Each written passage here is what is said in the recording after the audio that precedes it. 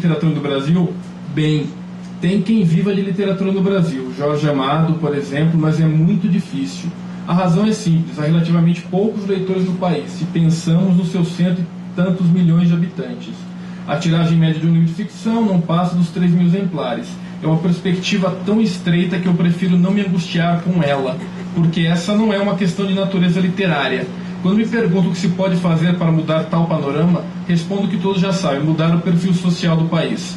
Só queria dizer que é legal ler isso aqui e pensar que tudo mudou depois do Filho Eterno, né? O panorama mudou completamente. O primeiro trecho do primeiro conto, que é Da Margem Futura. Tá? Bom, resumidamente aqui é um conto que fala sobre uma mulher que decide deixar o marido, né? E ela tem uma filha. O marido é pescador, ele bebe bastante, chega embriagado praticamente todos os dias, e ela começa então a ter uma relação, digamos assim, quase extraconjugal com o dono de uma fruteira e que também é pastor evangélico. Ela começa a frequentar a fruteira, né, e daqui a pouco ela já não consegue mais comprar porque ela não tem dinheiro, e o dono da fruteira mesmo assim diz: continua vindo aqui porque eu te dou os mantimentos que tu precisa. E ele convida ela para assistir missas também nessa igreja. Bom, aí a proximidade deles vai crescendo, as pessoas na igreja começam a comentar, né, que os dois estão muito próximos e tal, até que chega um dia em que ele abre o coração assim, né, e pede para que ela deixe o marido. E é uma das cenas assim, muito bonitas, porque é uma cena num lugar improvável, porque ele leva ela para trás da fruteira, cheio de caixas de verduras, e é um lugar onde não se faz esse tipo de declarações de amor. E ele leva ela lá para trás e ele diz o seguinte: 2 dias depois veio a proposta. Rubem soube que o marido não voltara naquela manhã e mandou um recado pelo menino, que atendia no balcão, que ela fosse à fruteira antes do meio-dia, entrasse pelos fundos, levou a menina no Moisés. Rubem a esperava e, tão logo, viu abrir receoso o portão de madeira. Correu para ajudá-la com a criança. Estavam cercados de caixas de legumes, verduras, recusados para venda. Então, não era qualquer caixa de verdura, era aquela que, né, não foi aquela que foi recusada. E que seriam dados às galinhas, que já comiam, e aos porcos no outro cercado ao fundo do pátio. Rubem chorou antes de dizer qualquer coisa, mas mostrou que o que possuía era pouco, mas era ao menos uma vida. O trecho, eu queria um trecho mais lírico, mas enfim, eu acho que esse aqui é um bom momento, né?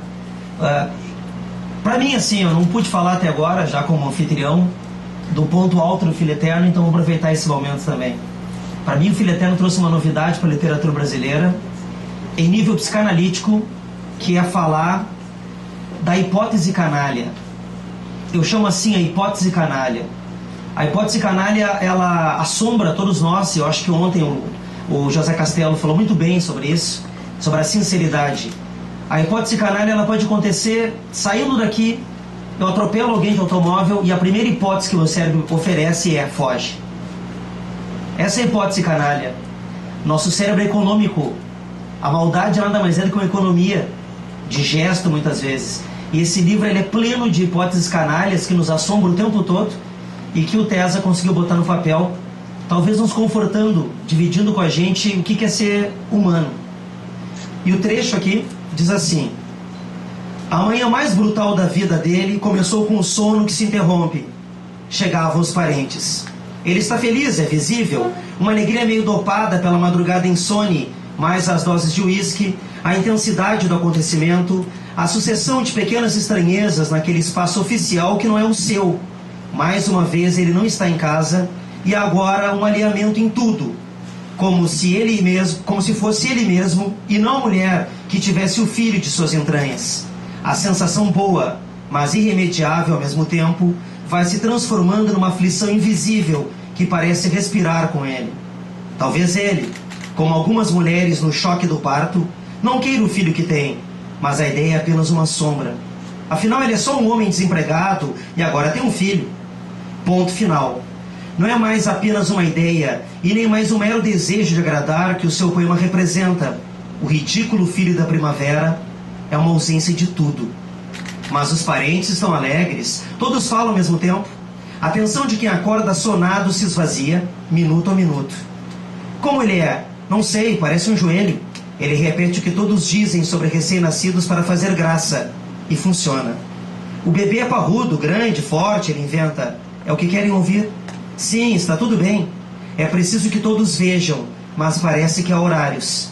Daqui a pouco ele vem, aquele pacotinho, suspirante. A mulher está plácida naquela cama de hospital. Sim, sim, tudo vai bem. Há também um rol de recomendações que se atropelam. Todos têm alguma coisa fundamental a dizer sobre um filho que nasce, ainda mais para pais idiotas como ele. Eu fiz um curso de pai, ele alardeia, palhaço, fazendo piada, mas era verdade. Passou uma tarde numa grande roda de mulheres buchudas, a dele incluída, é claro, com mais 2 ou 3 futuros pais devotos, atentíssimos, ouvindo uma preleção básica de um médico paternal, e de tudo guardou um único conselho: é bom manter uma boa relação com as sogras, porque os pais precisam eventualmente descansar da criança, sair para jantar uma noite, tentar sorver um pouco o velho ar de antigamente, que não voltará jamais. Eu nunca tinha ouvido falar de Altair Martins, não conhecia nada. Eu lembro que tinha os 10 romances finalistas, fui da banca final, e para mim foi uma surpresa total, assim, A Parede no Escuro, um livro que eu defendi, que eu achei assim um dos grandes sinais de recuperação da prosa brasileira, um livro, texto extremamente bem cuidado, a montagem, a estrutura narrativa, e assim aquela coisa já pós-moderna, que não um livro que superava o estágio de cinismo narrativo que tinha sido uma marca narrativa da história brasileira. Se no escuro Adorno veria os 2 olhos vermelhos do rato, os pelos do focinho experimentariam o ambiente, o rato faria o simples. Com 8 patas, deslizaria rente à parede da janela do quarto, pararia junto a um pilar de madeira, escutaria perigos e seguiria para uma nova parede onde cheiros o fariam erguer levemente a cabeça e provar o ar. E seria nesse momento que, se pudesse ver no escuro, Adorno levantaria os olhos muito acima do rato e veria no relógio da parede, na imagem do Cristo, que estava atrasado. Sem ser notado, o rato escorreu para dentro de um buraco mínimo do assoalho no canto esquerdo da cabeceira da cama. Adorno mexeu-se, tendo uma sensação apenas, e de assalto, de que teria dormido 1 minuto a mais, e esse 1 minuto seria o suficiente para que todas as coisas tivessem mudado de lugar. Porque não alcançava o fim da cama, ou o corpo de Onira. Então a primeira coisa que viu foi capaz de sustos. Através da janela houve a repentina luminosidade de um relâmpago, que ele, no lado escuro, não conseguia entender. E a luz lhe renovou sensações desagradáveis de que horas seriam, estava atrasado. Uma tremura que havia feito o sangue acordar-se antes dele afirmava que sim, estava atrasado. Adorno tentou erguer-se, mas era tudo muito difícil.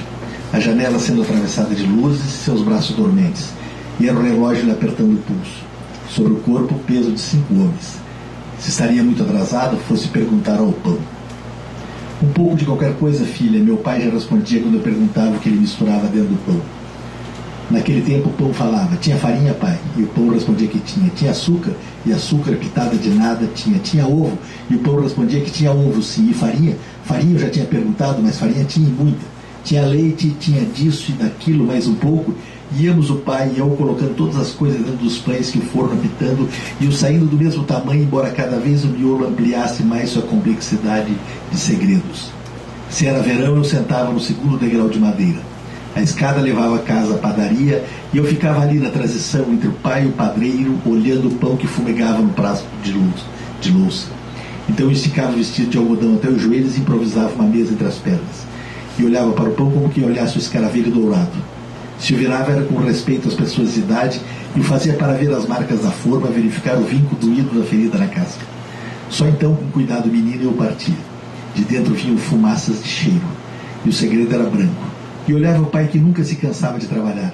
Meu padeiro tinha muita força nos braços, e imaginava quantos pães o pai já tinha feito, todos. E olhava o meu olho a cavalcar o meu olho branco de pão e perguntando: o que mais ele põe aqui dentro? E enfim já era eu passando margarina de derreter à vontade. E uma pitada de açúcar, como aprendi que meu pai ou companheiro pode ser. E eu comia sem resposta, barulhos bons de romper-se a casca, satisfação de dentes que vencem tudo, dedo molhado para colher o melhor dos farelos. Quantos pães eu já havia comido? Todos, até os 6 anos, depois até os 7, depois. Sentada no colo dele, eu acompanhava o café. Se fazia frio, as mãos quentes do meu pai me esquentavam as pernas e o peito. Não quero mais, pai, estou cheia de pão. E meu pai vinha fazer aquilo que me iluminava. Ele beijava um pedaço de pão antes de atirá-lo aos cachorros. Um pecado demais jogar pão fora. Pão não beijado atraía os ratos. Bom, gostaria de encerrar a minha participação então, lembrando um outro livro do Rufato, que é o Estive em Lisboa e Lembrei de Você. Esse livro da Companhia das Letras é da coleção Amores Expressos, e o Rufato foi convidado para participar dessa coleção. Passou um mês em Lisboa escrevendo o livro. E como essa temática da migração do proletariado é muito própria do Rufato, quando ele foi convidado para essa coleção, ele faz um livro então de um imigrante mineiro de Cataguases que vai para Lisboa. Eu vou pegar um pequeno trechinho aqui só para mostrar como é que nasce o sonho então desse imigrante, né? Como é que começa a surgir o sonho desse imigrante. Alguém sugere para ele que seria interessante migrar para Portugal e ele não tem referência nenhuma. Até que ele se lembra do Seu Oliveira, o português da venda, né? da bodega, e resolve conversar com ele. Resolvi explorar a experiência do Seu Oliveira, que ultimamente, de 2 em 2 anos, viajava para lá. Encostei no balcão, pedi uma cerveja, um pratinho de azeitona e desembanhei um questionário. Como é que o sujeito chega em Portugal? De avião, ora pois. Como é um avião por dentro? Apertado. De onde sai o avião? Do Rio de Janeiro. Quanto tempo demora a ida? Umas 9 horas. E a volta? Mesma coisa, ora pois. Tem banheiro? Evidentemente. Dá para dormir? Até ronco. Tem comida? A da TAP é boa. Mentira. Não é. E o país? O melhor lugar do mundo. Onde um sujeito que quiser ir compra passagem? Em Justo Fora. Quanto custa mais ou menos? Uns $1000, dependendo da época. $1000? Dependendo da época. Que mais um sujeito que quiser ir precisa saber? Tem que tirar passaporte. Passaporte. Um documento universal. E tem que trocar dinheiro. Onde o sujeito arruma o tal passaporte? Na Polícia Federal, em Juiz de Fora. E o que o senhor falou do dinheiro? Tem que trocar, levar euro. E se o sujeito nem nunca viu um euro de perto? Guardo comigo umas notas, posso mostrar. E incentivou com a minha cultura, minha desenvoltura, minha saúde. Vá, Sérgio, empenhe-se, economize para, investindo em imóveis em Cataguases, garantir uma velhice tranquila, de papo pro ar. Tivesse tua idade e tua disposição. E tornou a referir um contato, um primo, que certamente me arranjaria uma boa colocação.